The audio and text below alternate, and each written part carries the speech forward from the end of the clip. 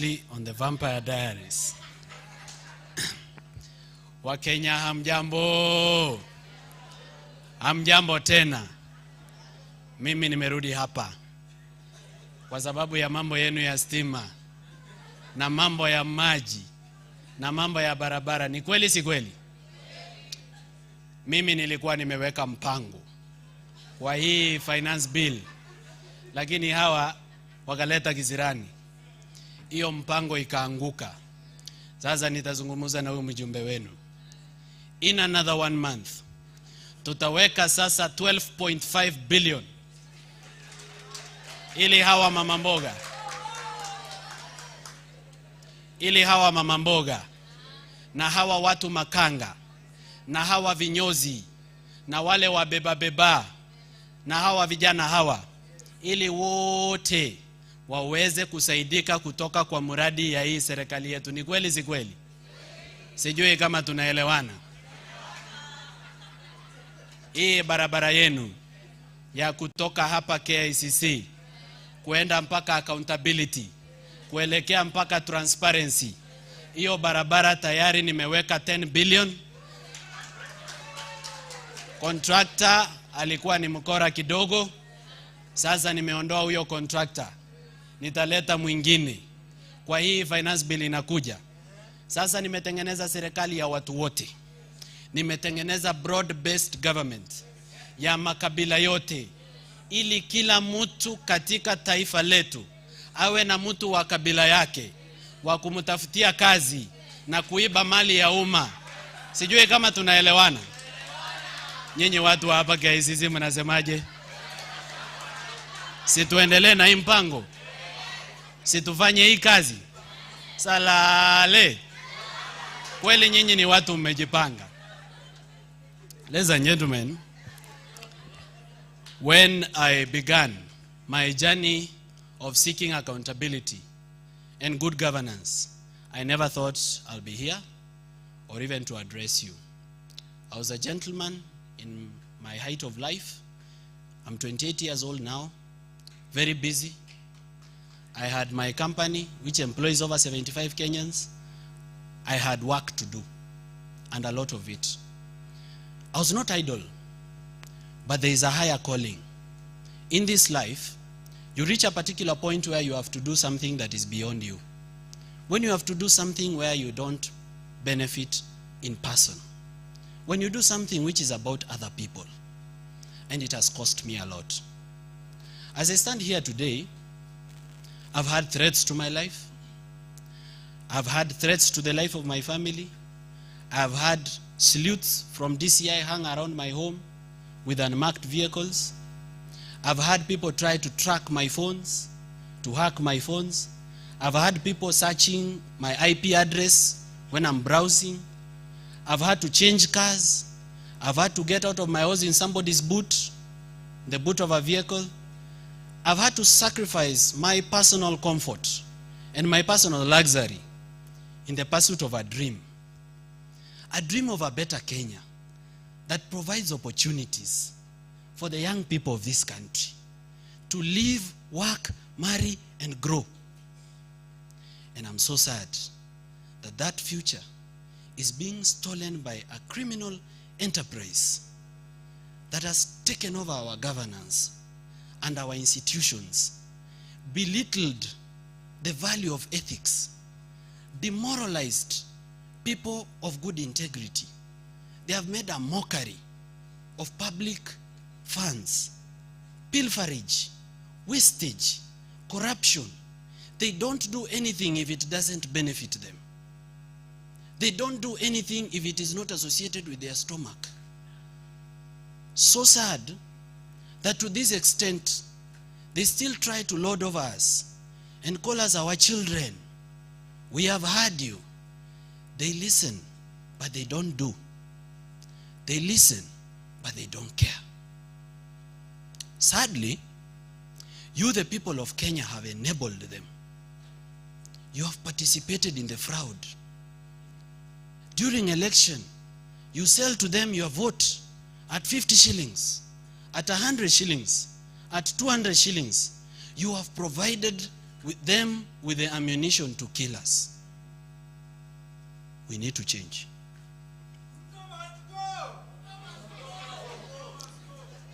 We need a complete overhaul of our society. We need to restore ethics. We need to restore the value of education. We need to restore the dignity of the African girl. We need to restore the dignity of the African boy. Right now, our girls are selling their nudes on strip chat and on OnlyFans for perverts to watch, just because they've lacked opportunities to grow in this country. Parents are selling land, animals. They are selling inherited property to take children to school. For what? For them to come out here and be useless? We have millions of youth, well educated, but without opportunities. Where do you want them to take their brains? If the Gen Z stop being a problem to the government, they'll be a problem to me and you. You will not walk around town with a phone. You will not have money in your account because they have the IT skills and they have no food. They'll rob you, and it will not be out of choice. It will be because the first instinct of a human being is to stay alive, and they must stay alive. We have a public debt that is odious, borrowed but not to the benefit of the people. We have a debt of 10.4 trillion that cannot be traced to a development project. And we have development projects that are tombstones, abandoned graves, long forgotten, and money that belongs to the public already stolen. I've tried to tour the country. I've gone to 19 counties. I began in Machakos, where I toured the Devki Kinani Road, allocated 1.78 billion Kenya shillings. Already certified 456 million for payment. Nothing but dust and desperation. To make it worse, the governor of that county lives on that road. I toured the Olkejuado University, which was launched in 2018. To date, it's like a game park. Grass and nothing but nothing. A multiplication of 0 raised to power infinity. In fact, you know, because criminals are leading our country, I expect that money will be stolen. But I don't expect that even the gate that was there on the day of the launch has been stolen. The fence is missing. I went to Ngong Stadium. Millions of money allocated. 50 million already paid to a contractor. Nothing. I went to Muranga County, Kigumo constituency, Ikumbi Road. Launched by none other than our president. On the day of the launch, Kenha paid over 1.4 million shillings to a contractor to set up a tent where the president will be shown, you know, this map, this road will pass here, it will go through this place, alafu itakuja pande hii, itapita pande hii. Oh, bas. That is public, and I'm not talking about the fuel that was spent on fuel guzzlers by public state officials to go and launch about a project that they never intended to finish. Where is the money for this project? Because by the time a government is launching a project, resources are available. Yes or no? Do you know where our money goes? Someone takes public funds, puts it in a private account, fixed account, to earn interest, and in a money market fund. Shame on them. Shame on them. They have made us beggars at home. We are beggars in our own country na tuko home. I left Muranga. I went to Nyandarua County. Captain Ndonyonjeru Road. To date, it has been launched twice. It was launched in 2018, launched in 2023. Will the business be launching of roads? It is the worst road I've ever seen in a very highly agricultural productive area where people will have taken milk. You know milk is quickly perishable. If you don't take milk quickly to the market, it is spoiled. The road is not there since the day it was launched. Twice. I left Nyandarua. I went to Nakuru, where someone bought goalposts for a public primary school, Masinjeri Primary School, 1 million. Football post, goal post, 1 million, Bob. I mean, talk to me like I'm a 2-year-old and tell me if we are not living in a crime scene. This is a crime scene. This country needs to be shut down for innovations. Even if we keep talking about good governance, this country is a criminal enterprise. I went to Asingishu, Kipkaren Dam, water treatment plant, allocated 1.182 billion from the African Development Bank. Already, a contractor called Mashiri has been paid 767 million. There's no water. And the residents of Eldoret have been told they are now a city. Yet they have water rationing. There is a time during the week when water has to be shut off, just because there is not enough water. And there is a project 7 years ago launched that's supposed to bring 23 million liters per day into Eldoret town. That money has been paid and is nowhere. Then someone says, "Huyo contractor alikuwa ni mkora. Sasa nitaleta mwingine." You know, in the Bible, there is a legend of the talents. What did you do with the ones I gave you before you ask for others? What have they done with our money before they rob our pockets for more money? I went to Elgeyo Marakwet County. In 6 months' time, the stadium in Kamarini, which is historic, will be complete. We are in 2024. It is not complete. Public money has been spent. I went to Nandi, Chesumei, to the Deputy County Commissioner's headquarters. Still not in use to date. I went to Kisumu County, Kabonyo Kanyagwal. There is Kabonyo Kanyagwal Fisheries and Aquaculture Project. 2-point-something billion from Hungary Exim Bank. To date, nothing. Just cows and sheep grazing and children playing in an abandoned tomb. This is not a laughing matter. It should depress you. It should raise your blood pressure to no less than 170. You should be annoyed. You should be disappointed. But you know what? They don't care if you're disappointed. They operate on 3 principles: weaponized incompetence, emotional fatigue, and Stockholm syndrome. They weaponize incompetence by doing the bare minimum so that we expect the least. Then, they make sure every day we have one corruption scandal for dinner, so that we are emotionally fatigued. Because when you go through pain every day, it reaches a point when you are fatigued with pain. Then from there they kick in the 3rd strategy, Stockholm syndrome, where now we, the abused, are developing sympathetic feelings towards the abuser. Maybe they are not the problem. Oh, but ni mtu wetu. Siwezi, ni mtu wetu. Situko kwa serikali. Udhamaki ni wetu. The kingdom is ours. Hii serikali tuko ndani 100%. Tuko broad based, si ndio? This is a broad based, a bread based government.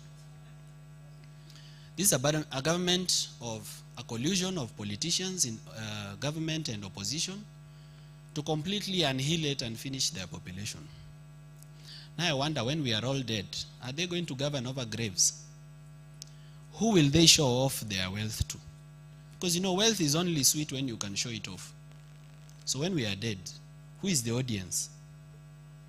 To whom will they show off their 14 million and 17 million watches?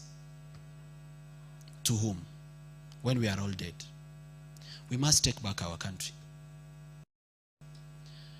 This is a call for everyone. This fight is not for the poor. In fact, the rich have more to benefit from this fight. They should join us. They should provide the resources. Don't just abandon the Gen Z who have no money for cash bail. They are the only ones fighting in the streets. They are arrested by police. They can't even afford cash bail. They are wallowing in industrial prison. We have people of means and ability in our country who hate what is going on. They should come and defend their nation. Because when our economy improves, they will do better than they are doing now. They will enjoy their wealth better. If you're running a business, this is a moment for you to remember that we are your customers. And if we don't have money, we will not buy. Therefore, you should care about where we, our customers, are going to get money from. We are having an affordable housing program, which is affordable to no one. May I see by hands how many in this room can afford a bed sitter of 1.7 million in Kirinyaga? So how affordable is the affordable housing? To whom is it being built? I was in Makueni County to see the water stadium, which has been built with public funds. 100 and something million already paid to a contractor. Next to water stadium, before they even finish what they were already doing, they have cleared the bush, they have marked it, they have put the tombstone where the president will come to launch the project. They want to start affordable housing. Next to that affordable housing, there is another affordable housing that was built in the previous government. Incomplete, over 20 flats. 20 flats with units inside them. 1, 2, 3, 4, 5, 6, 7, 8, 9, 20 flats. The roof is caving in, the walls are cracking. We paid 1.6 billion for our embassy in London. And we are still paying 60 million shillings per year for rent at our embassy in London. I need to go to Pakistan, to Islamabad, where we've paid over 415 million for the High Commissioner's residence that is non-existent. Just cracked walls. Isn't it disappointing? This is a crime scene. This is economic terrorism. And we are just supposed to sit and watch. I'm 28 now. By the grace of God, if I'm supposed to get to 90, for how long do you expect me to watch this rubbish? It has reached a point when I must sacrifice my personal safety and not care about the consequences and say the truth as it is, unfiltered, without fear, with the hope that Kenyans are behind me, that they'll not abandon me, that they will stand with me at my hour of need, and if I go missing, they'll stand with my children. Please,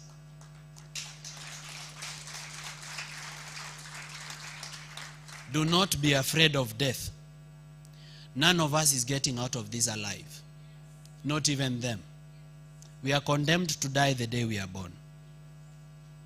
All of us will die. The question is when. And the question is, what did you do with your life? You can live 70 years and do very little.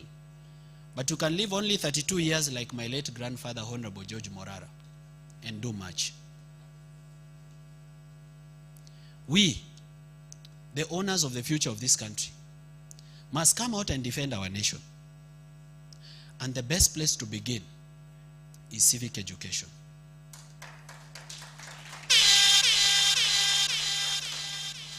Without everyone on board, Kenyans, we've lost it.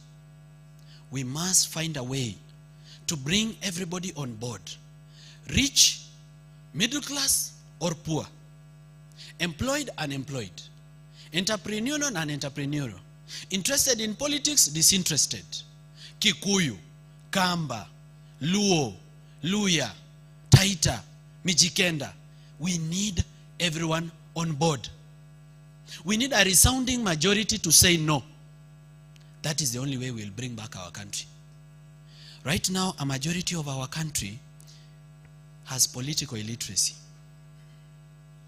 They can be hired for 50 bob to shout at rallies and say, tunakushukuru sana, sisi watu wa hapa, kweli bila wewe hatujui tungekuwa wapi. Umetusaidia na umetutetea. Umetuwekea mtu wetu katika serikali. Sasa tuko na imani kwamba mambo itafanyika. Can I ask you something, audience? You saw the net worth of cabinet appointees. Why would a person with a wealth of 2.2 billion want a job that pays 1.4 million per month? Yet, even if he earns a salary every day from now up to 2027, even if we add allowances and say we'll earn 2 million, it is 72 million. What is this incentive? What is this love they have for this country? Wow. Exceptional. They love us so much. They cannot believe we are suffering. They would like to help. They would like to do everything in their possible power to assist us. But no, they don't. They are coming to enrich themselves, to enrich their families, to buy gifts for their girlfriends with our public money. I wish they would invest the money they steal in Kenya by building industries and building houses so that people can have jobs. But they take our money to foreign accounts. They take our money outside the country. We lose. We never gain. Kenyans, you might not be me. You might not have the platform that I have. You might not have the following that I do. You might not be as eloquent as myself. But the little that you do, in the space that you occupy, together, it counts for much. You may have only 100 followers. Okay, you may not even have a social media account. But if you speak to your family, speak to your children, speak to your in-laws, speak to your friends, speak to someone that you meet at the matatu, on a date with your girlfriend, talk about good governance. Spare 5 minutes out of the date to just talk about bad governance and how our country is headed in the wrong direction. Make sure this message reaches everyone, including those who are disenfranchised, in informal settlements, in villages. They've been taught to be obedient to a lie. They are subservient and submissive to a lie. Teach them that corruption affects them. Let them not think that corruption belongs to the TV and the people in Nairobi. Let them know that down in the village, right where they are, there could be a milk cooler 100 meters away that was provided under the small-scale farmers industrialization program that has been stolen right next to their doorstep. Let them know that this road where someone died because they could not reach hospital to deliver on time could be fixed. And as a matter of fact, 1.2 billion was allocated for that road. And someone is enjoying it. There will be no peace. There will be no peace for the wicked. Yeah. There will be no peace in Kenya for the wicked. The wicked shall suffer. They shall not have peace. In their big mansions that they've stolen with our public, but they will not sleep. In those beds that they've imported from abroad, instead of promoting local carpenters, there will be no sleep. They will chase ghosts. They will have insomnia. They will go abroad to be treated and there will be no cure. Nothing can cure incompetence. There is nothing that can cure corruption. There is nothing that can cure bad governance. There is nothing that can cure killers. We have dead comrades. We have dead comrades in morgues with bullets, shot by public officers in the name of police who are underpaid. Today I put a tweet on my Twitter account. The government said it has increased the salaries of police officers by 40%. A police officer who was confident enough shared with me his payslip, and is no more than 13%. And in that 13%, there are so many deductions you can even not talk about them. There is even the housing fund. How do you take money from us, build us a house, then again sell it to us? It's an elephant, a white elephant. Ladies and gentlemen, there is something you and I can do. Do not be cheated to think that you are hopeless. Do not leave this for the media. Do not leave this to be just a work of the civil society. Do not leave it for the lawyers to read the Constitution. It is shocking that our Bible has been translated to every local language, but our Constitution has not been translated. We need to translate the Constitution to every local language, because even the colonialists that colonized this country, they came lying to us in the name of religion. They have misused the name of our God, this King Saul and his prophets of Baal. They misused the names of our God by telling us that we are God sent. We cannot be questioned because we have been chosen by God. There is God in heaven, but that God is the same one that gave us resources. He's the same God that gave us minerals. We have gold, we have oil, we have chromium, we have uranium that is not to the benefit of the people of Kenya.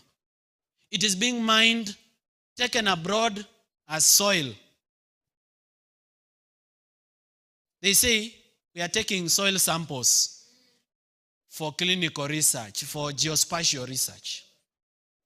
Yet they are taking our gold, and we are using to launder the proceeds of crime.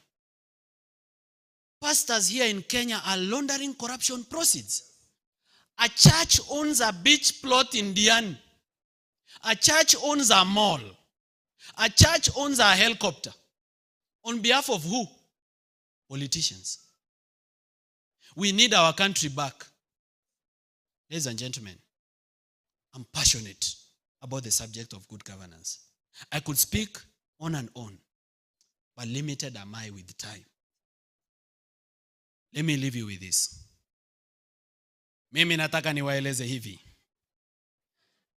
na nataka mnisikize vizuri. Kwa hii mpango yetu, sasa tumeweka pesa ingine. In another 6 months, nitazungumuza na huyu mjumbe wenu. We have over 160,000 jobs za mjengo, real people working, and 5,000 youths on our digital highway. I spoke to the ambassador. They are providing 20.5 billion ya hawa wakulima hawa, ili hawa wote waweze kusaidika kutoka mpango wetu huu katika serikali yetu hii ambayo tumeleta watu wote pamoja ili tuweze kuwa na maendeleo. Ni kweli si kweli? Salale. Kweli nyinyi watu wa KICC mumejielewa.